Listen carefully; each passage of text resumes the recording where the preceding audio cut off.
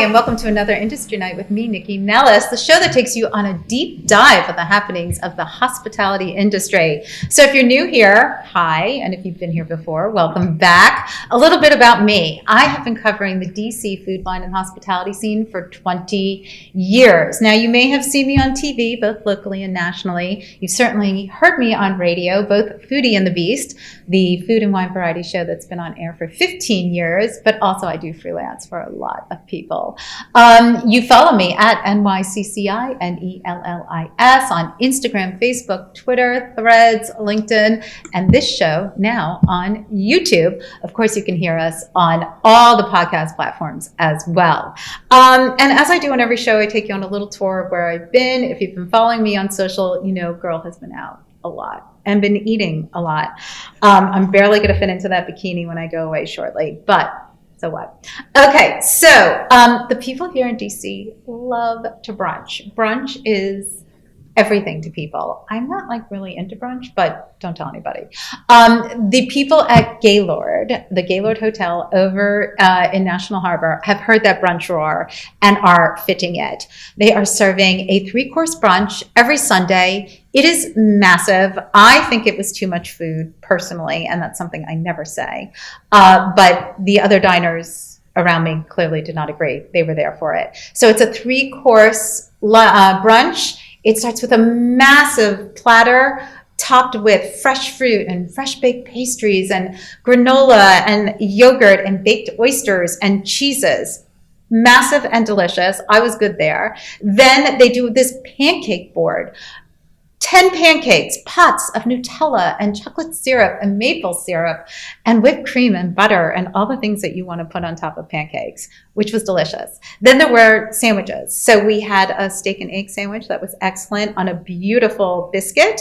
And then there was a tiered platter of desserts. So for you brunch people, this is definitely for you. It is bodacious, if I can say, at the very least. Okay, but then I got my wellness on because I needed a little bit of that. I went to the new Bahrain Springs, which is out in Alexandria. Now it's in an industrial park, so don't let that turn you off. It's got all these beautiful Tibetan or Balinese styled statues around. And then it is a complete wellness center, a beautiful rooftop pool, which this part was really cool. Everywhere around the pool, you can sit and there's little massagers everywhere. So you can get your tushy massage, you can get your back massage, you can get massaged everywhere. And people are just lounging and hanging out. They have a beautiful cafe downstairs. And then on the first floor, all these fantastic pool activations. So pools and water activations at different temperatures. You can go into multiple different kinds of saunas and steam rooms. The Himalayan salt room is actually my favorite, a great place to meditate. They also had a red light room. You can get spa services there. Amazing meditation room, which I partook in. I love a lead meditation. And then we did, wait, I have to look it up what it's called. Oh, a ritual sound bath at the end. It was my first one. I was a virgin. But now that I've done it, I'm definitely going to be doing that again. So much fun. And definitely a thing you either want to go with like as a couple or with a bunch of friends. It's just a cool way to chill out for a day. I got to sit with one of my favorite women in the restaurant industry, Lydia Chen. She is one of the business minds behind her father's very famous business, Peter Chen. And we sat at Chen Cheng, which is not just a few blocks from here at the gorgeous Wine Lair. And she took me through a tasting of the new menu there. They are executing a lot of new tastes. And the space is really light and bright and modern. And anytime I get to sit with her and chat is always great, but getting to eat her father's food is just as good as well. Oh, and one quick last one. Chris Morgan, who's here with me, knows on the last Foodie and the Beast, we had the Creamery in, and it opened up down the street from my house, and I had not been in, so we did just go, and that ice cream is really, really good. So it's new, it's in Chevy Chase. I ordered, it's called the ice cream sandwich, but it's basically like somebody took a bunch of ice cream sandwiches and whipped them up, and it's really chunky and yummy. I don't like get all gaga for ice cream, but I'm really glad it's down the street from me now because I will go and eat more of it. So, okay, everything you heard here you can find on thelisteryona.com, and also you can follow me at Nycci Nellis. But I have been racing through this last portion of the show because I want to get to my guests today. I'm so honored to have both of them joining me, but the woman with me really needs no introduction, but I'm going to give it to her anyway. Najmiya Glitch. Batmanglish. Did I say it right? Yes. Thank you. I needed help. Okay. She has spent the past 40 years cooking, traveling, and teaching us about Peruvian cuisine through her books and recipes and demos and teaching and everything. The Washington Post calls her the guru of Persian cuisine.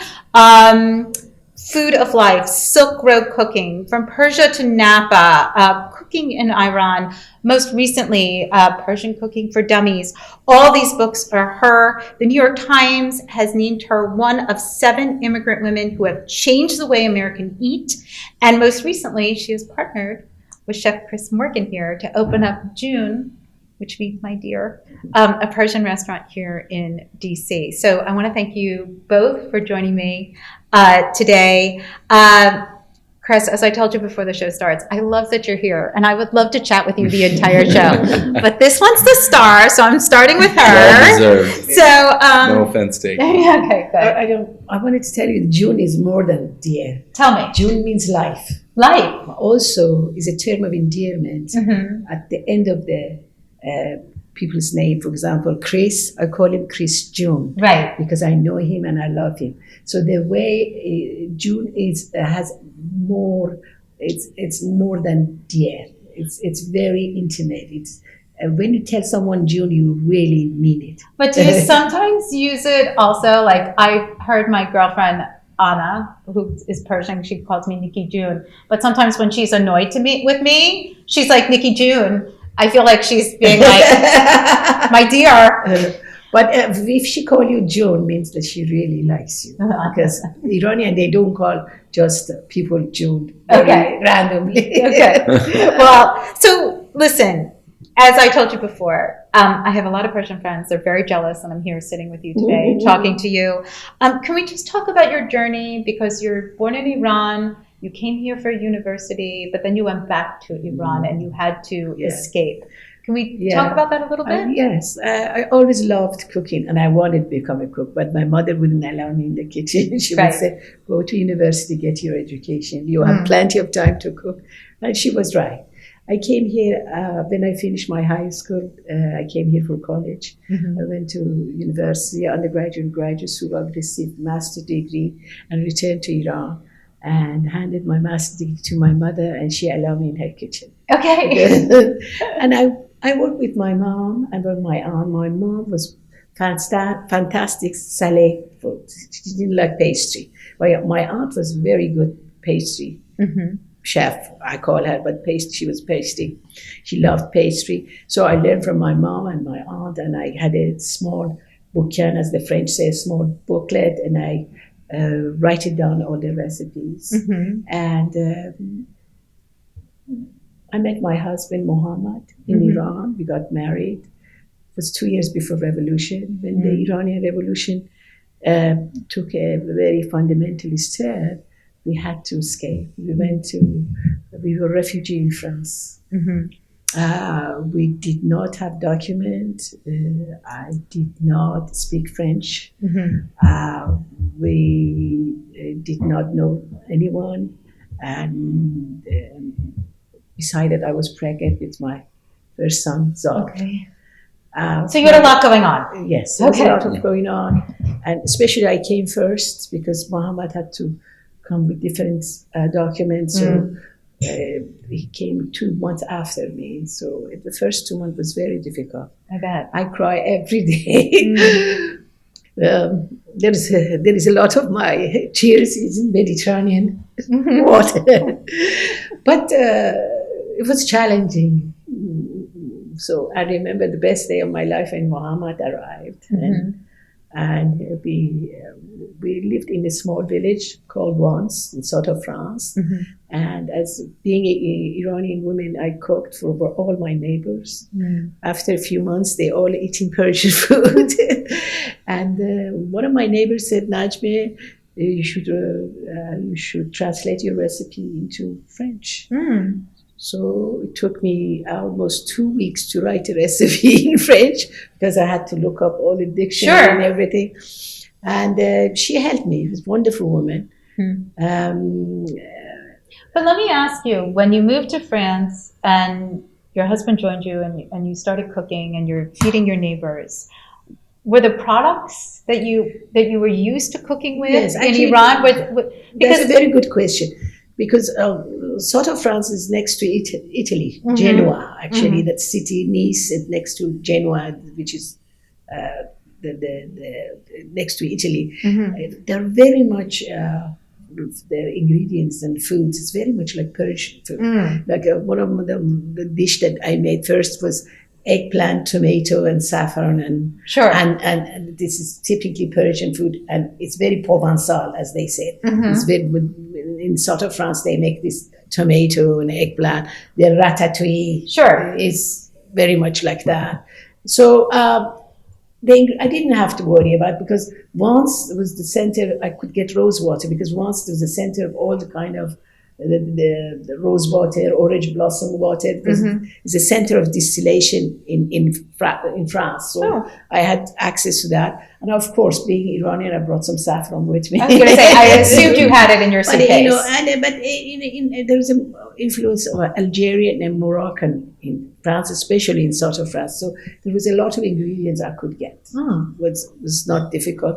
You know that at that time, people from south of France, Alain Ducasse was that region. Jean-Louis Pladien, Sure. which he was from that region. Mhm. And Roger Verger was I loved the way he cooked, and his book become the model for my book. Roger Verger book is Ma Cuisine de Soleil. Right. My first cookbook, Ma Cuisine d'Iran. Mhm. So when I It was an homage. Homage, yes, and then I learned how to write. How to write recipes in French because I use his book as my model. Because even though you know a language, but cooking has its own language. Sure. So the things you have to learn, a lot of people they don't know that slangs of that region. So Well, plus, as you said, you were cooking a cuisine that your neighbors were not as informed on. Yes. This is quite some time ago. 44 years ago. So, Exactly. but the palates of people were not as experienced That's true. as they are today. The access That's right. to product, to taste, That's flavors, very true. and even narratives is not. We have Google. I mean, we have things that sort of give us access today. So when you had this book in France, it's a success, but you come to the States. How did you decide to change in that? France, we were refugee. Right. But when we moved to America, we were immigrant. It's a totally different story, being refugee and immigrant. Because when you immigrant, it's a conscious decision. You know exactly where you want to go, and you have all your documents, propers, and then of course, in America, there's a stage. You get your green cards, then you become citizen, and you have to go through all these things. Yes, we choose Washington area because it was more cosmopolitan. Because we came from Tehran ourselves. Of course, Tehran is very cosmopolitan, 11 million population. Now it's 16 million at that time. So it's very cosmopolitan, like New York. The culture of America is not in New York. The culture of America is in Oklahoma, in New Jersey, in different countries. Right. In Iran, the culture of Iranian people is not in Tehran. Okay. Even though I'm from Tehran, the real culture is in provinces around the Tehran.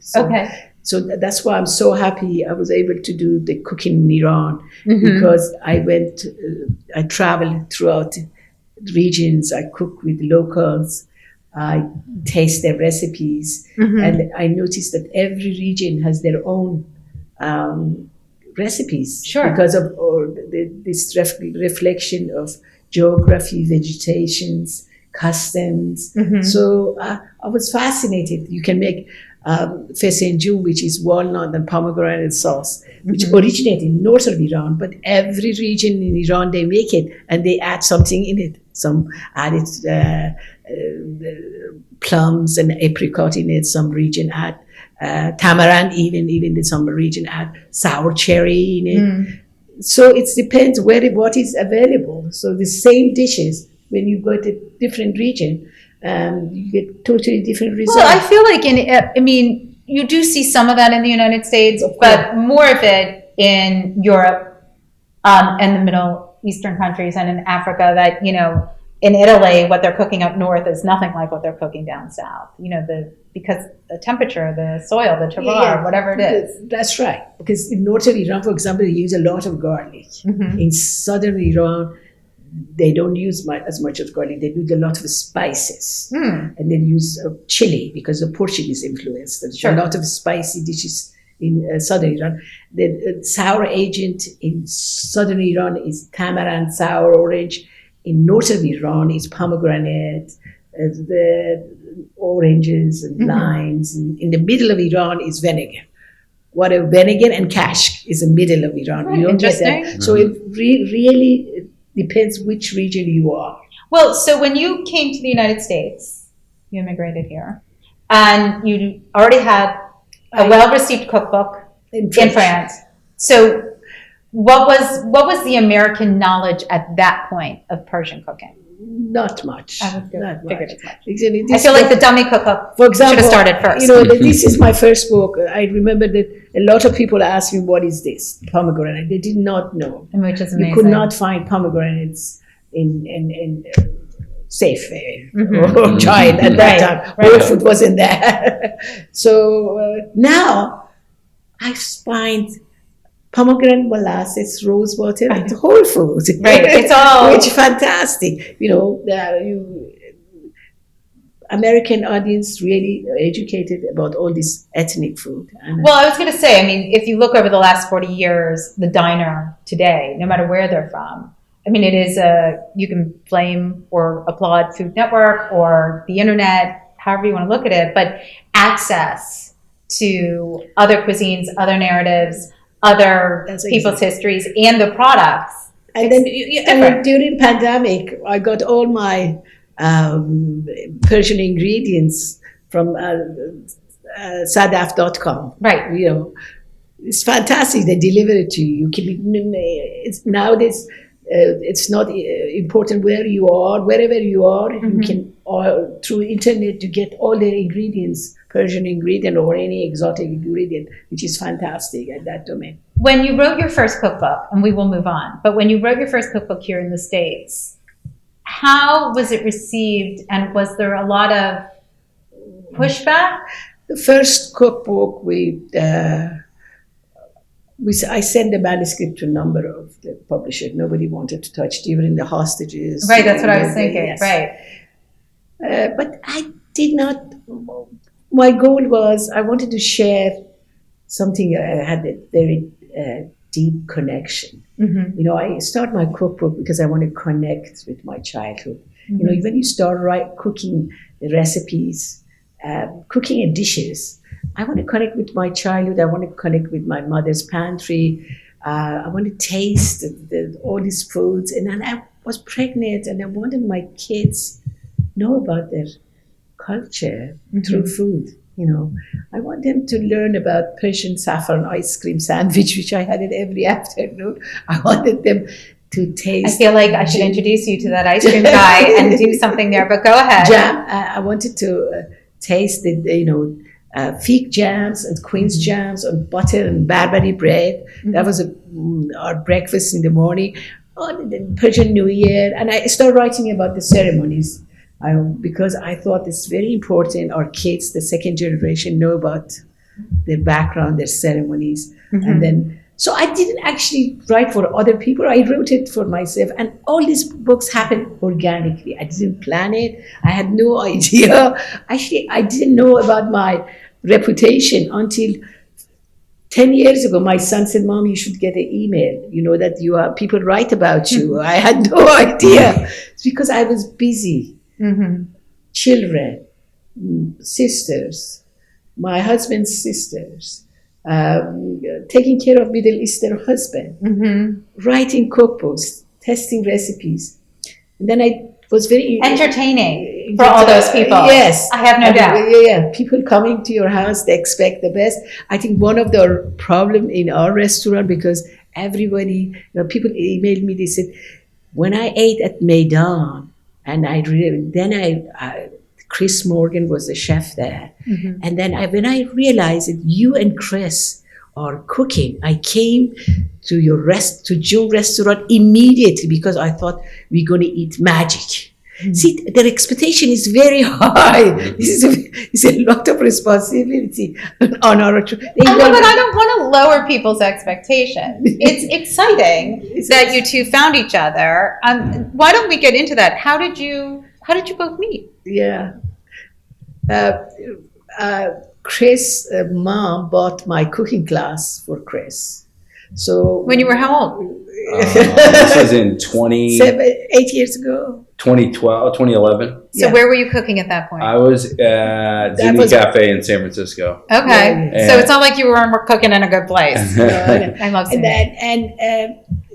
I had every week I had a cooking class in my house in Georgetown. Usually between 18 and 25 people participate. And one of my class that Chris was there was 25. When whoever becomes a student, immediately they become a child. They were demanding group of students.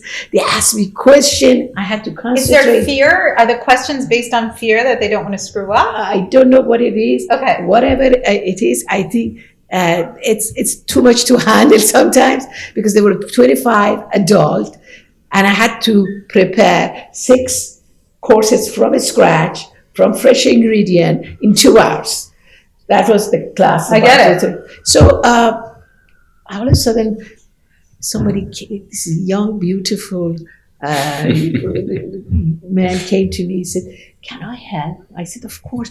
Can you put these things, this? So you became a soup? And all of a sudden, he was so good. He saved me that day, I remember. And then that was the story started. Then he continued coming to my cooking class, which I didn't charge him. He helped me. Did he help you out every time? Yes, we help each other. Yeah, no, and it was funny. So when I was there, I grew up in McLean, where there's a large Iranian population. I got to eat that food at a very young age through friends and family. And my sister's boyfriend of 7 years is Iranian, and I got to eat some incredible meals, all of which were kind of embedded in me from a young age. I just always had a love for Persian food. And then when I was in San Francisco, like she was saying, I was cooking her recipes out there, studying the food while I was in culinary school and while I was working at Zuni Cafe and a couple other restaurants. And when my mom went to the class, she said, my son loves your food. He's excited about Iranian food. And then she sent me a book, and her book said Happy Cooking, Chef Najmi, and it's dated, and I still have it with me at the restaurant. That's so sweet. And that was my real, I remember I still have it. I love that book. And then when we came home, we finally met, and then since then we've done a lot together. Yes, and then I was sitting in my home, in my kitchen, I guess. That was 8 years ago, 7 years ago. Reza Ben Farahani came to me, and he said, Najmi, I want to do a restaurant with you. Okay. So now, had you ever done restaurants before? Yes, I collaborated the restaurant in Dubai. They invited me. Dubai has the best restaurant. They invite chefs from all over the world, and they have cosmopolitan. Whenever you go there, I am going in December, so I cannot wait. Yeah, they call anar. Anar in Persian means pomegranate. Anar restaurant, and then I collaborated in Bahrain also with the restaurant. They call Yas. Also, I had the best Japanese food in Bahrain. Okay. Even though I'll add it to the list. Okay. they're copying very much like what's happening in Dubai. So in Bahrain, Yas at Sieve Mall, they have a chain also. Okay. I collaborate with them from A to Z, even the design and everything.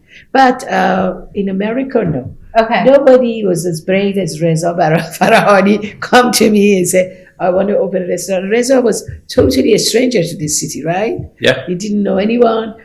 So then I said, okay, I called Chris immediately. I said, I need your guidance. And he gave me some guidance. And I called back and I said, this is my condition. And he went away for a year or so. Then he came back. Mm-hmm. And he said, okay, let's But have so a how did you get involved with it? So she recommended, he Yeah. was looking for someone to be a kind of a director of culinary operations for. No, I said that if Chris be on the board, Yeah. I will Okay. be on the board. That was the condition. Yeah. And I put these together and Yeah. they got along. And your first project was in Florida? Yeah, so I worked on a couple other. He wanted like a culinary director for some stuff he was already working on. Mhm. I was running Bambi's at the time, still am, but this was early on when we just had opened, and he and I got to chatting and had a lot of similar likes in food, and kind of we got along really well. And obviously had the Najmi connection. And yeah, so he and I started working together and still in mind that he wanted to open a Persian restaurant with Najmi, which I was super excited about. And then it was Sure. kind of a matter of just waiting for the right time and location, Okay. which was always on. It took 2 years to find a At place. least, yeah. To find a place and renovating the front and back. Yeah, and we were trying to find the right location. create a menu. But also, I mean, given the massive Persian population here in the Mhm. DC metro area, not just in McLean and Mhm. Potomac and in DC, what's fascinating is that there are no upscale Persian restaurants in this area. There's some fast casual ones, kebab But shops, there things is- of the other. there is Rumi restaurant. Rumi was the first one. It's a transplant. They're originally from Atlanta. That's true.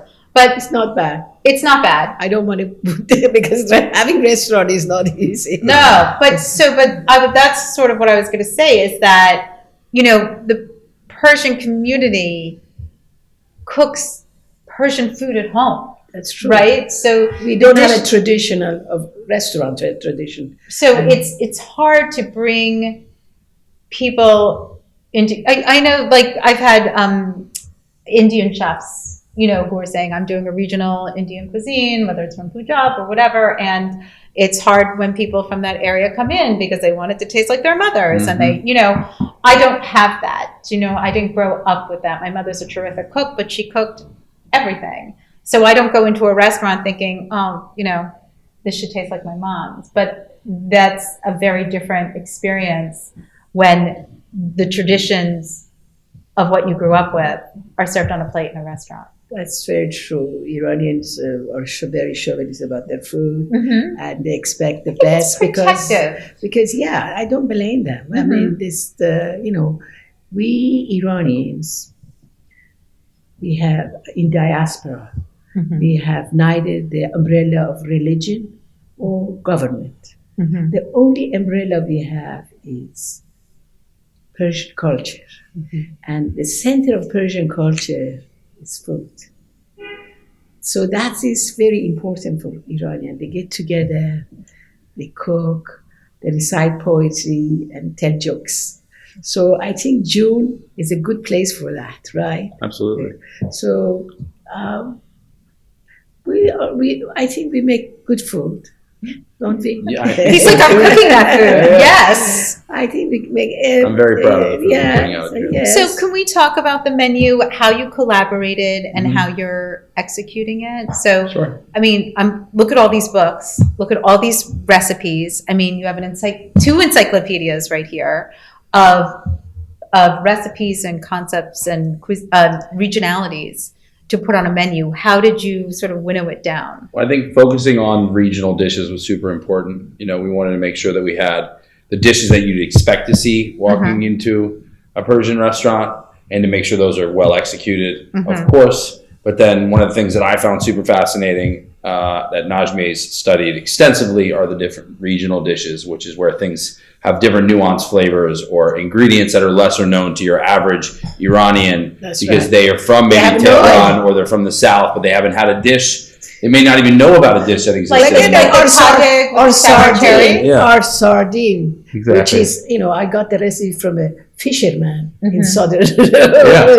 It's delicious and everybody loves it. And some of the Iranian from Tehran, they said, we didn't have sardine. I said, where are you from? Yeah. From Right. Tehran, you didn't know. But I think that's what makes it fun and unique, which is where we're different from other Persian restaurants, Yeah. and it makes it really exciting for me culinarily is learning about the different regions and the different flavors, and then also introducing those flavors to, Persians coming to dine at the restaurant. And I Also would non-Persian. Huh? So you said something. Even Persian. They Right, know. but both. But Non-Persian, that's right. you said something about, somebody comes into a Persian restaurant, there are certain things they expect on Yeah. the menu.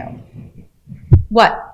Fessinjun. They want a Fessinjun. Some of them, they want very sour Fessinjun because they're used to it. Right. Some of them, they like it very sweet. Right. But our Fessinjun is sweet and sour, this is typically Persian characteristics of Persian food. Okay. Sweet and sour. We use a lot of fruits.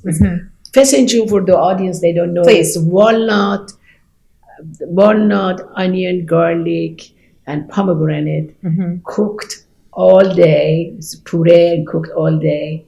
And then originally, the first Fessinjun was with ducks. The north of Iran, they eat all kind of birds. It's amazing. Even their eggs, they have quail eggs in the market, duck eggs. They don't just eat chicken eggs. Okay. So it's funny. North of Iran, they make it with birds. So our Fessinjun cooked with fresh duck. Yep. We crisp the duck and we make our sauce. And we are not using duck confit because I know some of the Iranian restaurant they use. Because that's what I think Americans think duck is supposed to taste like in a stew. Yep. Right? I mean, that's just. So we braise ours in the pomegranate and walnut sauce. Walnut sauce, and delicious one, Yeah. of course. And then in a different region, they use different things in it, but that's our Fessinjun, very simple and delicious. And then our kebab menu features a lot of things that are expected. We have juje kebab, which we have a boneless chicken, as well as a bone-in Cornish hen option. Which traditionally we had bone chicken kebab. Yeah. Boneless is not traditionally because they didn't know how to debone it. Remember, this Absolutely, is ancient time. And we have, but this is very important. I think I want your audience to know about it. That this is not house of kebab. If you want a house of kebab, there are plenty of them around the United States. But yet you did feel that you had to have kebabs on the menu. We have to because it's part of Persian culture. Sure. But kebab associated with Iranians always in the restaurant. Iranian, they don't make kebabs at home. They go eat kebab in the restaurant. But what we have done, I think Persian food is more than kebab. And the last 44 years, I try to say that. We have so many delicious vegetarian dishes, so many very delicious dishes which are not kebab. And that's our menu is all about. I want to concentrate on that. If you want to just have a kebab, go to another place, come to our restaurant and try to taste different dishes. We didn't do kebabs, just so you know. When I went, I did not have kebabs. I was there for the tajik. That's the dish I want. That's my go-to. Yes. So we have Golden Cross taddy for every dishes. We have rice, fava beans rice with lamb shank. We have. Can we talk about barberries? Yes, I was going to bring you something. This is barberries. So barberries. Yes, talk to me about barberries. Barberries come from Mashhad, Khorasan, which is northwest of Iran, and it's come in the bush. It's not a tree. Okay. And it's harvest. I went there and did a lot of photos. You have it in that book. Harvest barberry in month of October. It's happened. And barberry bushes are next to saffron field. It's very funny. When the time of harvesting saffron, they harvest barberry. You see that on the street, the big branches of fresh barberry. People are selling it. The vendor are selling it. And the barberry juice also. Iranian believe you have to have glass of barberry juice every year, at least one glass. It has a cleansing power, so it's very important. It's So are you going to start making that? It has a lot. I saw barberries in China. Mm-hmm. They use it as a medicine. They believe in barberries so much. They use it. They don't use it in their food. I think it's the only country they use barberry in their food. You can get barberries, dry barberry. We soak it, and then we caramelize it, and we use it in our dishes. Okay. We have barberry in our tachi. We have... Because I think of barberry as like, when I think of, like, I'm looking at that dish, I think of barberry as like a currant. Yes, you they know? look like a currant. Yeah, they look like a currant, but It's a they're berry. tart. It's a Yeah, berry. they're tartar. Yes, yes. And a beautiful color. We have two kind of barberries. There's a black barberries, which we don't have it here, but in Iran they use it. And then we have red barberries. And we glaze, tell everyone about the duck. Yeah, so we have a 14-day dry-aged whole duck, or we did a really fun combination of things. It is... Do we have to order that in advance? No, you can order it going into the restaurant. Okay. We do them on our rotisserie. So they're cured and then hung for 2 weeks, and then and stuffed with sour orange and fresh herbs. And then we season them, throw them on the rotisserie. We glaze them while they're cooking. Wow. And then With barberries. And a little bit of pomegranate and grape molasses. And then when they come off the rotisserie, we present them whole to the table, break them down, and they get served with our sour cherry rice or albalu polo with tahdig. And then we serve them with a barberry preserve that we make, which is absolutely phenomenal. Sounds delicious. So you got that nice sweet and sour to go with the fat of the duck, which is amazing. And this is typically duck with pomegranate and barberry is a very typical, with cilantro and garlic, is very typically dish of north of Iran. Okay. And we have another dish which I love it. It's whole branzino stuff with walnut, barberries, and garlic, a lot of herbs. Lot of herbs.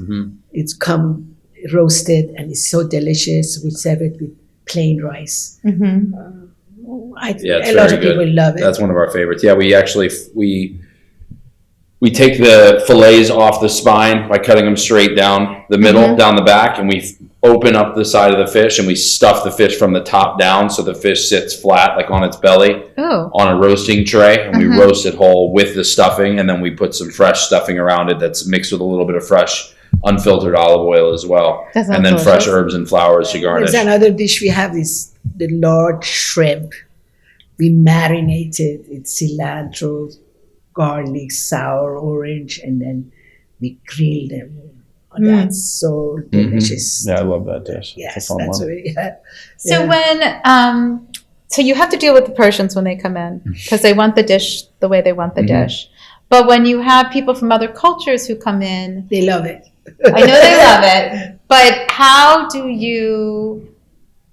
does your staff work with them? If somebody looks at the menu and says, "Help me," how to learn more about the cuisine? I heard the restaurant is terrific. I know about both of you, but how do I work my way through the menu? Because the uninitiated, the person who does not know Persian cuisine, is going to go to kebabs because that's something they recognize, right? I think what I've explained to them is, and how I like people to eat at the restaurant, is to order kind of a myriad of things.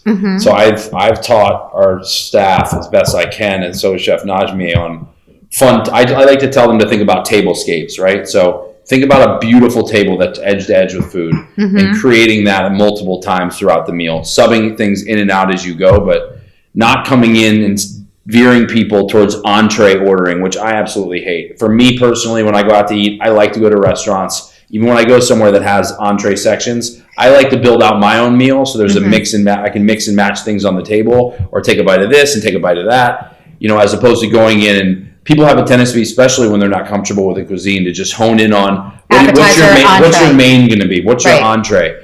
I like to rip that out of my servers' heads and try to explain to them that the best way to eat here is to have a mix of things. So maybe allow a four-top to get one kebab, and then to get a horesh, which is the braised dishes like we talked about with the fest in June, or maybe they get a whole branzino and they get some spreads and salads and pickles and other things to have at the table, so that you can build on that throughout the meal, but kind of, and then, dumbing it down a little bit. So to someone that doesn't know a ton about the cuisine, telling them, if they were interested in the Fessenden, which on paper, they just see duck and they're maybe, I'm confused, just it's braised duck with pomegranate and walnut. Right.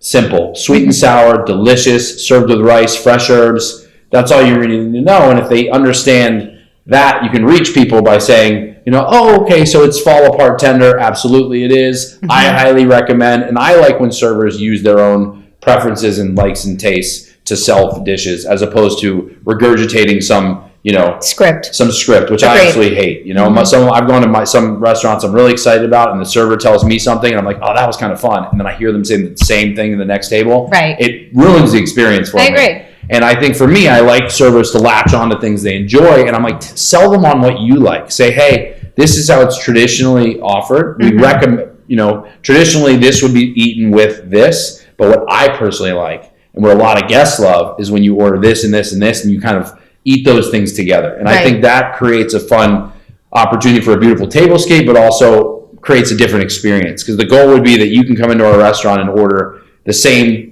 6 dishes twice and have a totally different meal based on how they come out. And how you put it together. Exactly. Well, and that talk about our signature dish is pistachio meatballs. Oh, yeah. People love that. They do. That's one of our favorite dishes. This is the recipe I got at 16th century cookbook. A lot of Iranian, even they don't know about it. Okay, tell me. What I have done with a lot of my cookbooks, I sort of brought the forgotten or perdu is lost recipe to the surface, which I'm very proud of it. So the pistachio meatball was one of the recipes I found it in the 16th century cookbook. At the Persian food, we have Old Persian, Middle Persian, and Modern Persian. A lot of Iranians cannot read or understand the 16th century, even though they speak Persian, but you need dictionary in order to understand. So pistachio meatball is one of them. So somebody said, oh, we didn't have that. Of course you didn't have it, because you didn't. But when I went to travel through Iran, I found it in Kerman, actually. In the very remote places in Kerman, I found pistachio meatball, because pistachios grows in Kerman. So when you were doing this book, this took you all around Iran. Was that the first time that you were in a lot of these? But was it the first time that you were in a lot of these regions and learned about, but you went with intention? Yes. I had people who were waiting for me. My host, usually most of them were women. No, actually 80 women waiting for me. I met them in their house. They took me to the market. I went to market, and we cook all day, sometimes one day or sometimes 2 days. And I made sure I gave the money to them, not to their husband. Because these women came from humble backgrounds, and that money in dollar was very important. We made cash. We traveled through Iran. There are 4 of us. We had a photographer, very professional photographer. We had my cousin became my assistant, because she knew the places. It was very, even though I returned to Iran, it was like I'm in exile, because things have changed. For not being there for 35 years, things changed totally. Right. So, and then we had a very good driver. He was from Kurdistan. My photographer came from a tribal. So, and 4 of us were from different regions of Iran. Traveled in the car. One day I loved to take Chris with me. And that we shared this. I bet that's really high. Jose Andrea also said that one day he wants to come with me. So I have no doubt that would also be a good trip. Yeah. You should come along too. I'm inviting myself. Okay, I want to get to this book before we wrap up and finish up on June. But from Persia to Napa, wine at the Persian table. I'm amazed by this book. So can you tell me about how you went about it? Yes, from Persia to Napa, because one of my, I'm a member of Les Dames du Scoffier. One of my colleagues asked me, Nycci, do you have wine in your country? I was sort of insulted. Then this book is a result of that. Okay. Because I did research. So why were you insulted? Because I knew that ancient Persian were winemaker and wine drinkers. Right. I have documented the Persian were making wine in 7,000 years ago. Mm-hmm. We have sediment of acid tartaric of wine in the old clay pots. Right, like the residues, right? Like they have in Georgia. Right. Yes. So it goes back 7,000 years. Mm-hmm. I'm talking about grape wine. Rice wine goes to 9,000, which is Chinese making. Right. So I did research. Not only Persian they made the wine. Wine was originated between Persia and Georgia, someplace there, according to my document. And this is the first Persian book paired with wine, paired with recipes. Like Fesenjun paired with special wine. Gorme sabzi paired with different wine. One thing about this book is full of poetry. All the Iranian wine was forbidden in Iran since 7th century when Arab came to Iran, right? When Islam came to Iran. But wine never left Iran. Poets and court always drank wine. And I want to read you, this book is full of poetry. Okay. The poetry that relate to wine. So this, what Rumi, the 13th century Persian poet, says about wine, and why wine was forbidden in Iran. Okay. I thought that's interesting. Evil won't always come from a loss of self-control. Wine makes a person ruder who has rudeness in his soul. A wise man, when he drinks, will seem to grow more clever. An evil-natured man will turn out worse than ever. But since most man's behavior is an absolute disgrace, wine has become forbidden to everyone just in case. Professor Dick Davis translate this, and I put the Persian version because a lot of Persian are suspicious. So I put the Persian version. So they wanted the so let me recite the Persian poetry too. نه همه جای بی خودی می شر کند بی ادب را می چنانتر می کند گر بود عاقل نکوفر می شود و بود بدخوی بدتر می شود لیک اغلب چو بدند و ناپسند بر همه می را محرم کرده اند.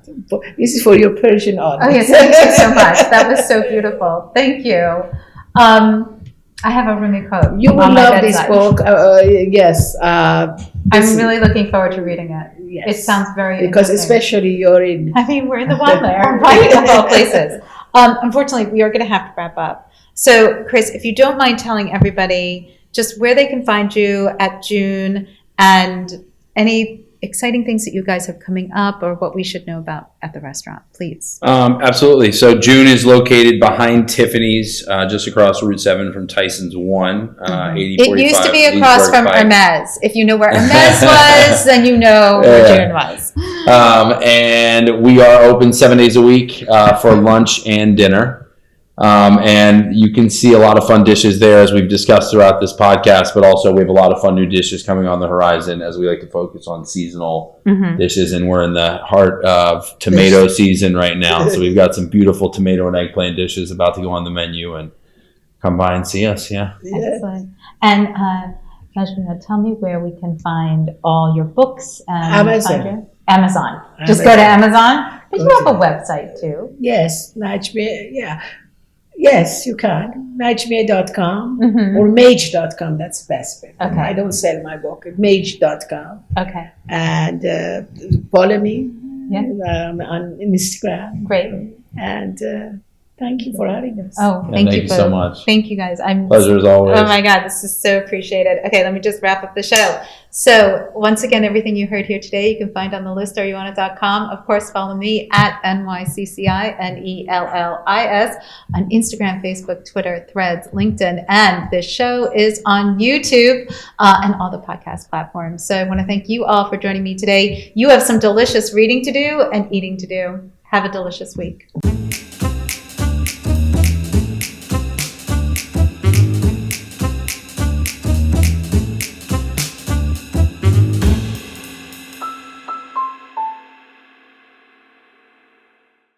Produced by Heartcast Media.